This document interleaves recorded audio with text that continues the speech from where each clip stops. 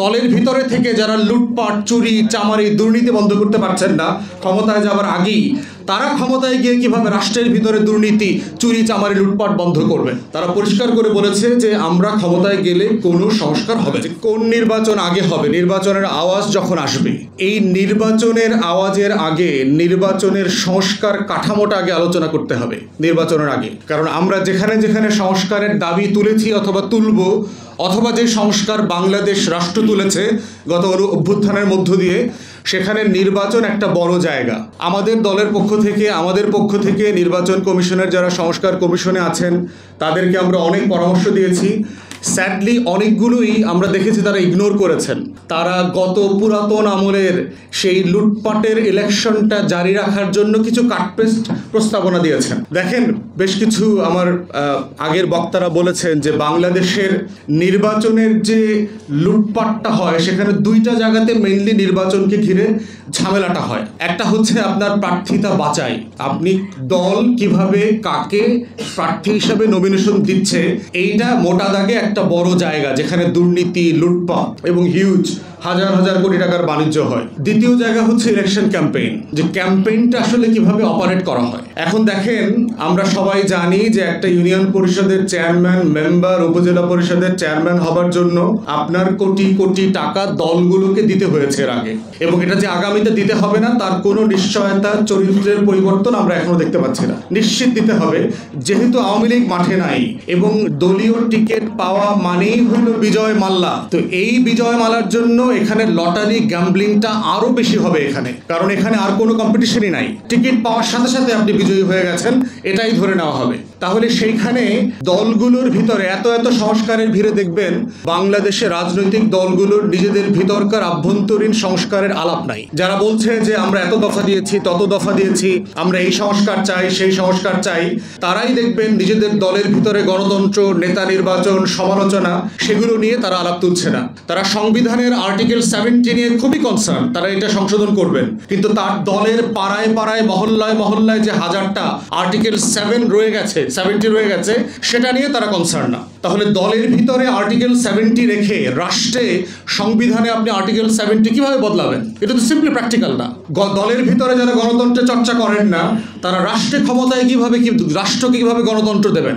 দলের ভিতরে যারা সমালোচনাকে নিতে পারেন না, নেতাকর্মীরা একজন আরেকজনকে সমালোচনা করে ওই দলে পদে থাকতে পারে না, তারা কিভাবে রাষ্ট্রে গিয়ে সমালোচনার স্পেস দিবে, বিরোধী দলের বিরোধী মতকে অ্যাপ্রুভ করবে, অ্যাকোমোডেট করবে?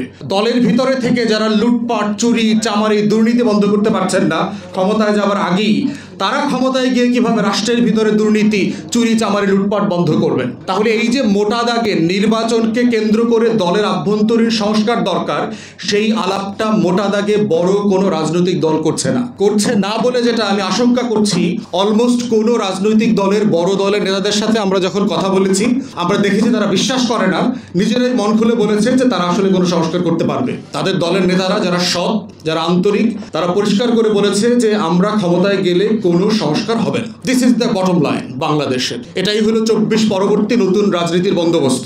আগের মতোই আমরা ফিরে আসবো ঝাঁকে ঝাঁকে। দ্বিতীয় জায়গা দেখেন যে আপনার মনোনয়ন হয়ে গেল, এখন ইলেকশন ক্যাম্পেইন। আমরা বলেছিলাম যে আমাদের পক্ষ থেকে যে ইলেকশন ক্যাম্পেইনটাকে টোটালি ইলেকশন কমিশনকে দিয়ে অপারেট করেন, স্পন্সর করেন। ইলেকশন ক্যাম্পেইনে মোটা দাগে কয়েকটা খরচ আছে। একটা খরচ হচ্ছে যে আপনার পোস্টার করতে হয়, ব্যানার করতে হয়, ফেস্টুন করতে হয়, লিফলেটিং করতে হয়, এই রোড শো করতে হয়, ঝাঁকে ঝাঁকে মোটরসাইকেল নিয়ে এলাকার সবচেয়ে বদমাইশ, গুন্ডা, বান্ডা, ড্রাগ অ্যাডিক্ট, বিড়িখোর, মদখোরগুলোকে নিয়ে মিটিং করা লাগে। এবং কয়েকদিন পরে এমনও হইতে পারে যে আমাকেও দেখবেন এগুলো করতেছি। সিম্পলি এটাই রিয়েলিটি যে আমি 100 মোটরসাইকেল নিয়ে রোড শো করতেছি, আমার এখন টাকা নেই, এগুলো করতে পারতেছি না। ইলেকশনে নামলে এগুলো আমারও করতে হবে। তখন আপনারা আবার বলবেন যে ভাই আপনি তো পারলেন না তো আলাদা হইতে। ভাই কয়লার ভিতরে কিভাবে আলাদা থাকবো? বাস্তবতা তো সেটা। তো সেই বাস্তবতায় বলছি যে আপনার এই টোটাল ক্যাম্পেইনটাকে যদি ইলেকশন কমিশন হোস্ট করে, যে একটা সিঙ্গেল পোস্টার হবে, ইলেকশন কমিশন নিজের টাকায় ব্ল্যাক অ্যান্ড হোয়াইট একটা পোস্টার করে দেবে, এক্স দলের নাম, প্রার্থী, মার্কা, ওয়াই দলের নাম, প্রার্থী, মার্কা, ABCD দলের নাম, প্রার্থী, মার্কা, একটা পোস্টার হবে। কোনো দল, কোনো প্রার্থী আলাদা করে পোস্টার করতে পারবে না। ইলেকশন কমিশন একটা পোস্টার করে দেবে সবাইকে, এবং এই একটা পোস্টার কোথায় সাটা হবে সেটাও ইলেকশন কমিশন লোকাল টিএনও ওসির মাধ্যমে স্পট ঠিক করবে এবং তারা ডিসাইড করবে কোথায় কয়টা পোস্টার হবে। দ্বিতীয়ত হচ্ছে আপনার খরচের জায়গা হচ্ছে প্রচুর মিটিং করতে হয়, এই ওয়ার্ডে, এই ইউনিয়নে, অমুক জায়গাতে জনসভা, এটা সেটা। ইলেকশন কমিশন এবং লোকাল প্রশাসনের সহযোগিতায় কমন মিটিং হবে, একটা মিটিং হবে, একই মিটিংয়ে সব দলের নেতারা প্রার্থীরা ওইখানে আসবেন, যেখানে প্রেসিডেন্সিয়াল ডিবেটের মতো করে হবে একই প্ল্যাটফর্মে। এইটা local OC, local TNO, election commission কর্মকর্তারা এটা মডারেট করবেন, এটা হোস্ট করবেন। তাহলে যেটা হচ্ছে, এবং এটার খরচের জায়গাটাও তারা দেখভাল করবেন, তাহলে যেটা হবে যে প্রার্থীদের নির্বাচন কেন্দ্রিক চাঁদাবাজিটা বন্ধ হবে। লোকালি তার টাকা উঠাইতে হবে না, কারণ সে জানে যে আমার আসলে কোনো খরচ নাই, আমার পোস্টার করে দেবে ইলেকশন কমিশন, আমার ব্যানার করে দেবে ইলেকশন কমিশন, আমার বিতর্ক, আমার টাউন হল মিটিং, আমার ইউনিয়ন পরিষদের মিটিং, আমার গ্রামের বৈঠক সব কিছু করে দেবে ইলেকশন কমিশন।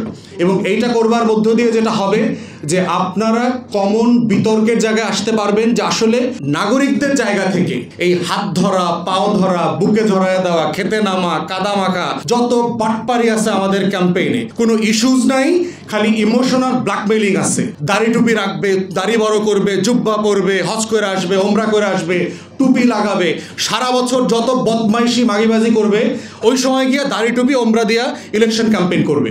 এই বদমাইশি ক্যাম্পেইন বন্ধ করে হয়ে যাবে এগুলো দিয়ে।